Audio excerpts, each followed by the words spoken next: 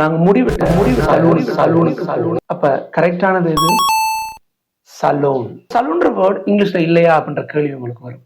சலூன்ற வேர்டும் இங்கிலீஷ்ல இருக்கு. ஆனா முடிவெற்ற அந்த பார்பர் ஷாப்பை நாங்க சலூன்னு சொல்ல மாட்டோம். அதை நாங்க சலூன் அப்படின்னு சொல்லுவோம். அப்ப சலூன் அப்படின்ற இடங்கள் முடிவெட்டுறதுக்கு நெயில் ஆர்ட் பண்ணக்கூடிய ஸ்டுடியோக்களை சலூன் அப்படின்னு சொல்லுவோம்.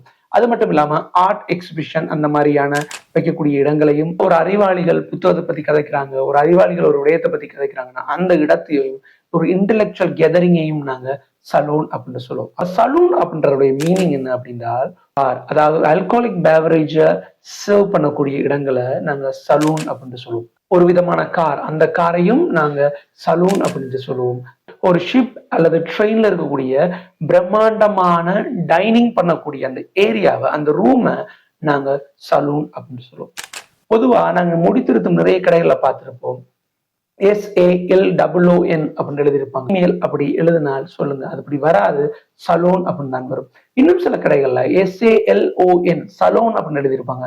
இங்கிலீஷ்லயும் சரி, அதை அப்படியே தமிழ்ல மாத்தி எழுதும் போதும் கூட நாங்க சலூன் அப்படின்னு எழுதக்கூடாது, சலூன் அப்படின்னு மட்டும்தான் வரும். உங்களுக்கு தெரிஞ்ச ஏதாவது கடைகள்ல இப்படி எழுதியிருந்தால், உங்களுக்கு தெரிஞ்ச நபர்கள் யாராவது சலூன் அப்படின்னு சொன்னா அவங்க 2 பேத்துக்கும் இந்த வித்தியாசத்தை சொல்லுங்க. அதுக்காக இந்த வீடியோ அவங்களோட ஷேர் பண்ணுங்க. Just remember this, small changes with us can make you better in English. Thank you.